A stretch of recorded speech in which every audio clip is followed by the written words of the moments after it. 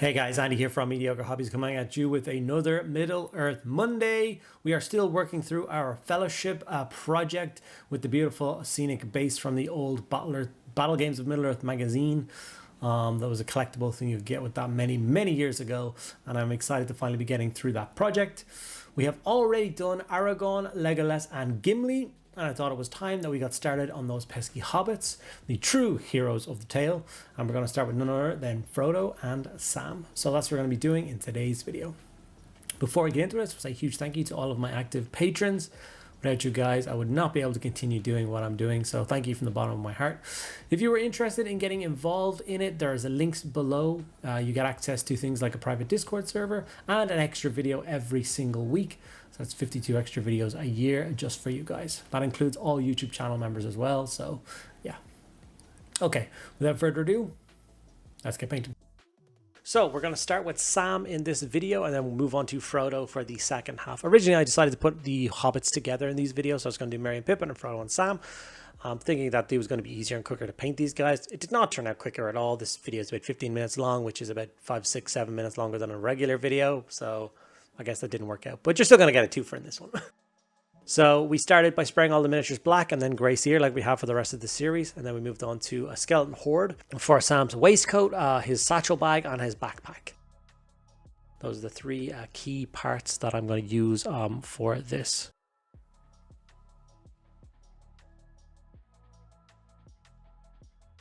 After that, we're going to move over to Creed Camo, and this is going to be for his pants, his trousers. More like 3/4 lengths with hobbits because they like having their big hairy feet on show.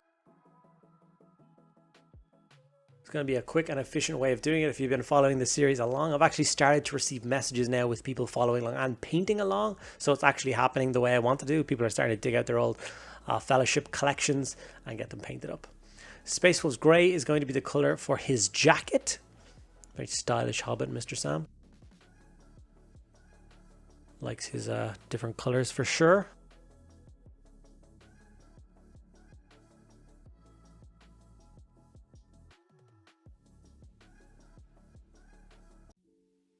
Yeah, whenever I do one of these videos, I tend to go into Google Images and try and find some specific like images and pictures of other paint jobs and stuff, just so I can try and figure out where, you know, with old metal models, sometimes it's hard to realize where one, you know, part ends and another part starts. It's kind of all blended together. It's a bit more difficult to do. And it was a real struggle to find high quality images when I was looking at it, until I found a Instagram account called Bleeding Art. It's actually jm.bleedingart if you want to check it out, and he has some absolutely ridiculously stunning fellowship members painted up, which was a big help for me, like I said, breaking apart the miniature. So if you want to go and check him out, I thoroughly recommend it. It's a pretty good channel. Creed Camo was then used for all his cape. All the hobbits are crazy for capes, and you got to remember that this is the fellowship, the original fellowship that left Rivendell. So they do not have their elven cloaks yet, so pretty much every hobbit has a different colored cloak. Now Mr. Sam here still has a green cloak, everyone else is very different. Gulliman Flesh was then used as a base coat for all of his skin, which on a normal model is usually just face and hands, but obviously a hobbit is going to be face, hands and feet. Like I said, this is just all the base coats. It's not going to look fantastic until we throw a wash on and start actually layering it up. This is just a moment where we're blocking in colors.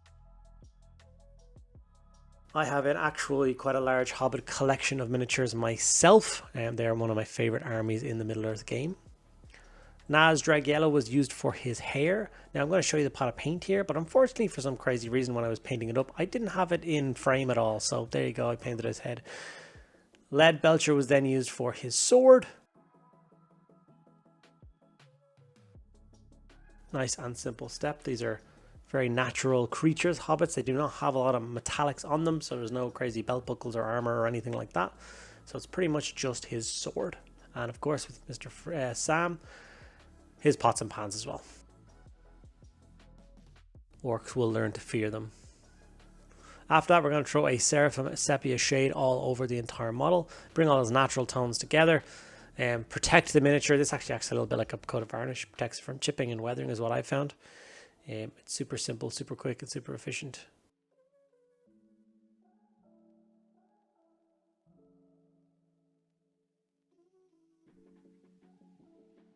After the shade has dried, we're going to start the layering process. So we're going to start with Thunderhawk Blue and use that to layer up his jacket. Now, with pretty much every layer job we do here, we're not really looking for full opacity. We're just looking for a light coat to brighten up the color a little bit, but it's very much okay to leave some of the previous color behind, shadows and recesses, and even on the flatter areas, if you just go a little bit thinner on your paints, that is okay. We're not looking for these brash, bright, obnoxious colors, especially for hobbits. Straken Green was used for his 3/4 lengths, his little pants. Like I said, following the natural lines and folds of the cloth.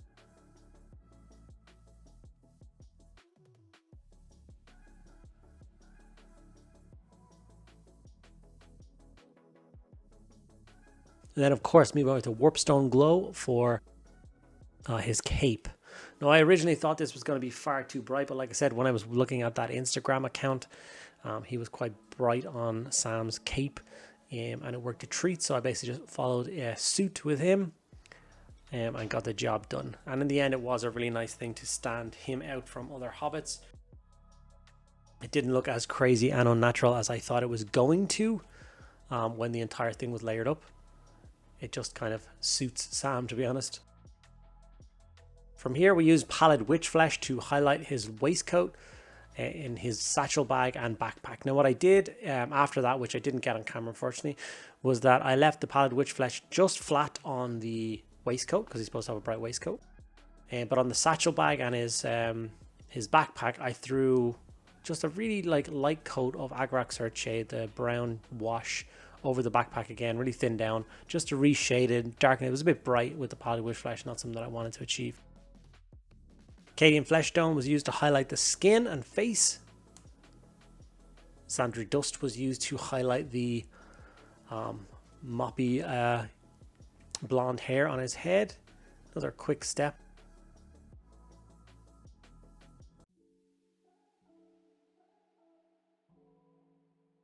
And then we did Kislev Flesh on the face as well. Just add that little bit of extra color. Make it pop a little bit more. Ironbreaker was then used to highlight his sword. Now this is still just a simple sword that he was gifted by Strider. Later on in the series he does actually claim Sting. And actually pretty much wields it forever after he gets it. And with that we have our finished Sam miniature. Quick, easy job, but he definitely stands out as Sam. Lovely little model. Very, very old. Detail isn't incredible, but it's got very much a charm spot in my heart. I love it to bits. And of course, what would Sam be without Frodo? So let's get Frodo done. Frodo's going to follow a very similar style to him. We're going to use some contrast paints, a shade, and then we're going to layer it up. So he is actually a lot of brown and dark tones, whereas Sam's lots of bright tones. So Wyldwood was used for his pants, his trousers.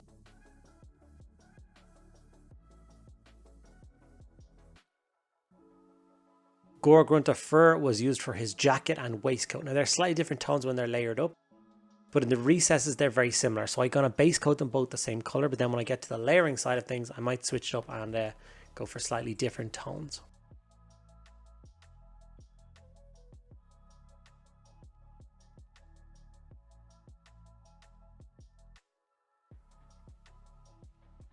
From here, we're going to go to Militarum Green, and that's going to be for his cape.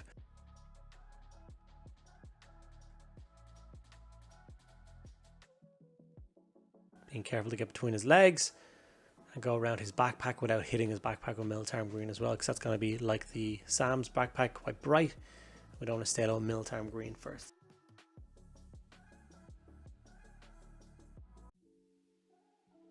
Skeleton Horde was then brought in for his backpack. Make sure you follow the straps that go around the front. Obviously Sam is doing most of the heavy lifting, as he does through the entire trilogy. Frodo just keeps some lambus bread in there. That's pretty much it, really. Gulliman Flesh for the skin, as the same as Sam. Very similar complexions, as they grew up basically 20 meters from each other, so they would have very similar skin tones.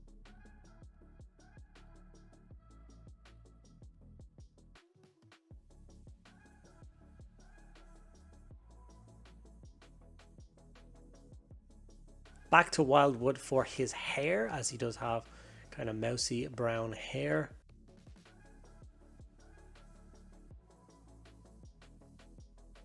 Taking our time not to hit the face or the cape. And then of course we have to layer up his sword. So we're going to go for Leadbelcher for the base coat. Quick and easy job. Then we're going to wash the entire model exactly the same with Seraphim Sepia. Hobbits, of course, being the most powerful creatures in Middle-earth. You know, all the Middle-earth population had a serious problem. They had the forces of Isengard and the forces of Mordor to deal with. So the Shire dispatched 2 agents to Isengard and 2 agents to Mordor, and 2 agents was all they needed. Each pair of hobbits took down their target. Everyone else just kind of flittered around them.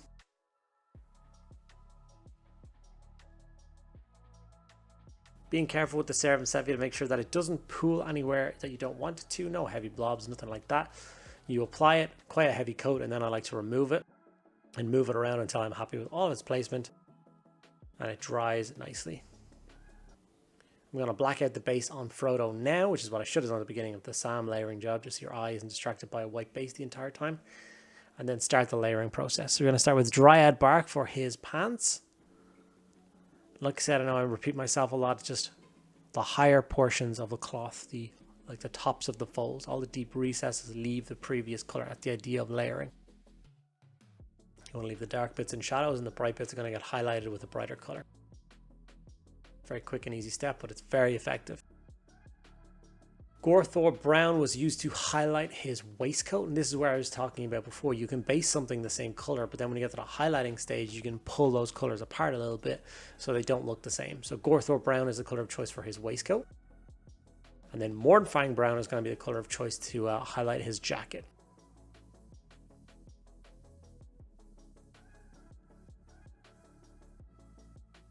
Doing tricks like this definitely speeds up the base coating process.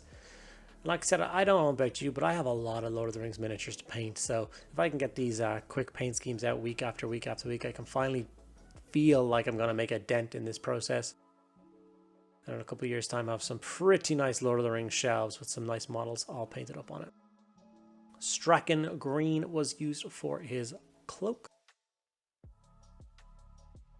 Is obviously a lot darker than Sam. I don't want them to be the same. Obviously, we will be painting future versions of the Fellowship. I think there's about 7 different Fellowships that exist, and I own every single miniature for every single one of them.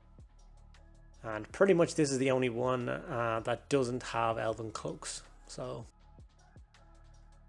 I'll be painting a lot of green cloaks in the future. So to make them stand out from each other would be a good idea.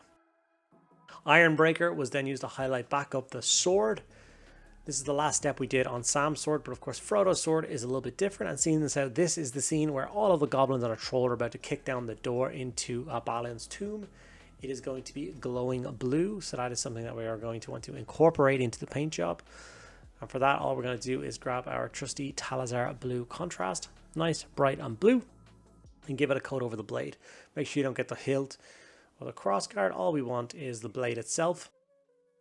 This will of course help him stand out on the battlefield as a VIP, someone to be protected at all times. No, he gets stabbed by a troll here and then abandoned soon after. And with that, we have our finished Frodo. Like, I would love to base these guys up. The basing really does make a huge difference to these miniatures, but I want to base them all up the same at the end, matching into the resin base that I have for them. If you haven't seen the resin base that I have for them, it is an old collector's piece that came with the Battleground and Middle-earth magazines. This is it here, and there's a specific named slot in each for each character, and it's literally where they were standing in the movie as the door was about to break down. So you have even Gimli standing on top of Balin's tomb, Legolas, Aragorn, Boromir up front, Gandalf to the side protecting the hobbits, all in the back. Some few high definition photos to finish off the video, and I hope you guys liked it and will follow along painting up your own Frodo and Sam in the very near future.